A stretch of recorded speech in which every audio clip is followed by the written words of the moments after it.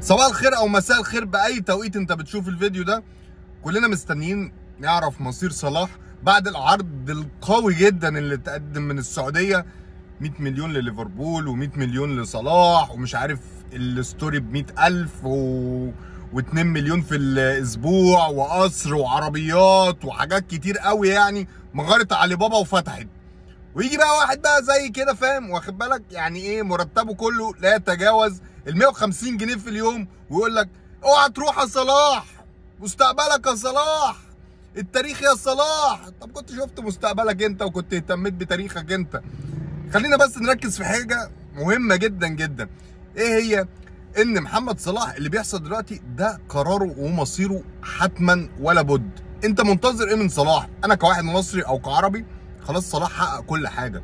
هو صلاح حقق الشامبيونز ليج، لعب 3 نهائيات، حظه الوحش ان كان 2 منهم قدام ريال مدريد. فاز بالدوري الانجليزي، فاز باحسن لاعب في الدوري الانجليزي، فاز بهداف الدوري الانجليزي، مستر اسيست للدوري الانجليزي، الهداف التاريخي لليفربول. طب ايه تاني اللي ممكن انا انتظره من محمد صلاح؟ طب لو جينا بصينا على ليفربول السنه دي، ليفربول السنه دي طبعا مستحيل ان هو ينافس على الدوري بالاداء اللي احنا شايفينه ده. مستحيل مستحيل مستحيل، 4 مستحيلات اهو ان هو ينافس على الدوري.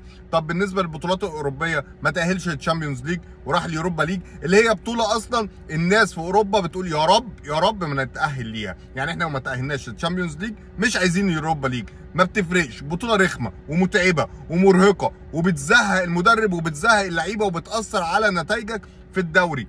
فبطوله ملهاش لازمه، بس هم بيصالحوا الفرق اللي ما تاهلتش للتشامبيونز ليج. طيب ايه تاني انت ممكن تنتظره من صلاح الموسم ده؟ ولا اي حاجه، ولا اي حاجه. هل هيقدر ان هو يوصل للهداف؟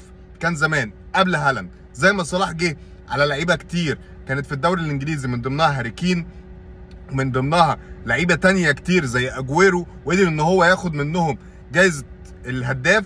هالاند برضك وصل انجلترا وقدر ان هو ياخد جايزه الهداف من لعيبه كتير. هاري كين لدرجه ان هو مشي اصلا. فصلاح مش بعيد برضك ان هو يمشي.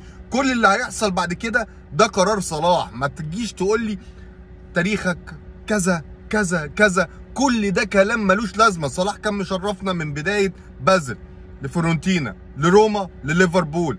انا في حياتي والناس كلها في تاريخها ما شافتش لعيب عربي قدر يحقق الانجازات دي كلها. فانت منتظر ايه تاني هو اللي ممكن يحققه؟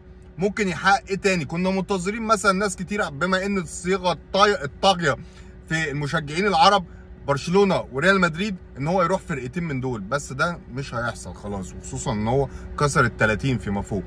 فموضوع ان انت منتظر حاجه ان محمد صلاح يقدمها في اوروبا ده ما بقاش موجود خلاص. يعني هو حقق كل حاجه.